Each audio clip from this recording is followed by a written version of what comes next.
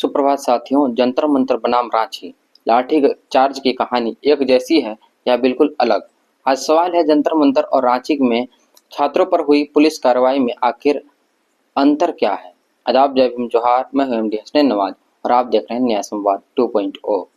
Social media पर दोनों घटनाओं को एक ही तराजू में तौला जा रहा है, लेकिन अगर हम घटनाक्रम को क्रमवार देखें तो दोनों मामलों में परिस्थितियों का अंतर साफ दिखाई देता है।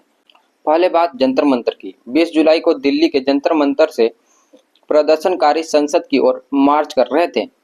रिपोर्टों के मुताबिक पुलिस ने प्रदर्शनकारियों को संसद तक पहुंचने से रोका और उस कार्रवाई के दौरान आरएएफ द्वारा प्लास्टिक पैलेट सहित गैर घातक मुनीशन इस्तेमाल किए जाने की आधिकारिक पुलिस डायरी में एंट्री सामने आई है। इस कार्रवाई में कुछ प्रदर्शनकारियों के घायल होने की भी खबर सामने आई। यानी जंतर मंतर के मामले में सबसे बड़ा सवाल यही बना, क्या प्रदर्शनकारियों को रोकने के लिए पैलेट गन का इस्तेमाल जरूरी था? और अगर प्रदर्शनकारियों को संसद तक पहुंचने ही नहीं दिया गया तो पुलिस कार्रवाई की जरूरत और उसकी मात्रा पर सवाल उठना स्वाभाविक है। अब आइए रांची। 10 अगस्त को जेपीएससी जेएसएससी अभ्यर्थियों ने विधानसभा मार्च किया। यहाँ तस्वीर थोड़ी अलग दिखाई देती है।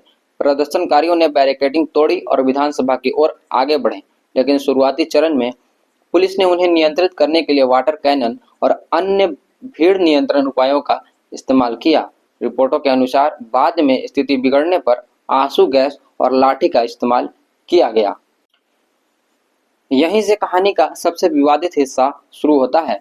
सोशल मीडिया पर कुछ वीडियो सामने आए हैं जिनमें प्रदर्शन के दौरान बीजेपी एबीवीपी से जुड़े लोगों की मौजूदगी, पुलिस के साथ टकराव और कथित पत्थरबाजी दिखाई देने का दावा किया जा रहा है।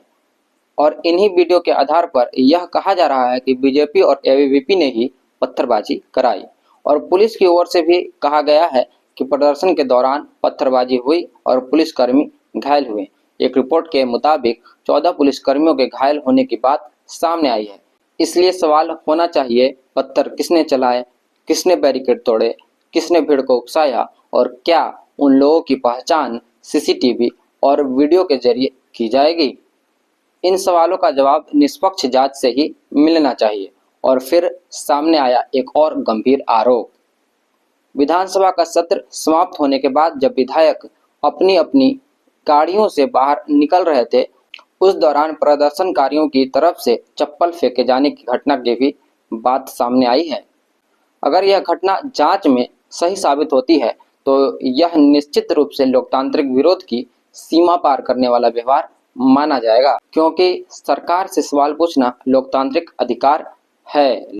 लेकिन किसी विधायक की गाड़ी पर चप्पल या कोई वस्तु फेंकना लोकतांत्रिक विरोध का स्वीकार्य तरीका नहीं हो सकता। और ऐसी स्थिति में पुलिस के सामने कानून व्यवस्था बनाए रखने की जिम्मेदारी भी होती है। तो क्या रांची का लाठीचार्ज सही था? यहाँ मेरी राय थोड़ी संतुलित है।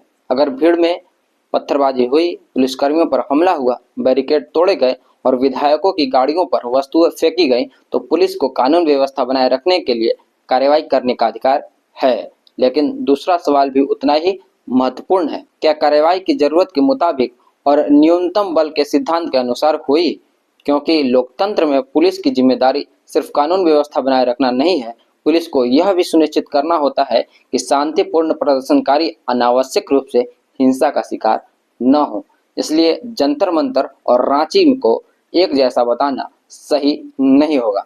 जंतर मंतर में प्रदर्शनकारियों को संसद की ओर बढ़ने से रोकने की कार्रवाई और पैलेट के इस्तेमाल पर भी गंभीर सवाल उठे। रांची में प्रदर्शनकारियों ने बैरिकेडिंग पार की, विधानसभा तक पहुंचे और बाद में स्थिति तनावपूर्ण होने पर पुलिस ने वाटर कैनन, आंसू गैस और लाठी का इस्तेमाल किया। पुलिस का कहना है कि पत्थरबाजी में उसके जवान घायल हुए। यानी दोनों घटनाओं की परिस्थितियां समान नहीं थी, लेकिन दोनों घटनाओं से एक बड़ा सवाल जरूर निकलता है, क्या सरकारें युवाओं के सवालों का जवाब बातचीत से देंगी या हर बार सड़क पर टकराव के बाद? जेपीएससी जेएसएससी अभ्यर्थियों का मूल मुद्दा है भर्ती परीक्षाओं में पारदर्शिता, कथित अनियमितताओं की जांच और युवाओं के भविष्य की सुरक्षा। इस मूल सवाल को राजनीतिक दलों की लड़ाई में दबना नहीं चाहिए। अगर बीजेपी या एबीवीपी से जुड़े किसी व्यक्ति ने हिंसा की है तो जांच कर कार्रवाई होनी चाहिए। अगर पुलिस ने जरूरत से ज्यादा बल प्रयोग किया है तो उसकी भी निष्पक्ष जांच होनी चाहिए।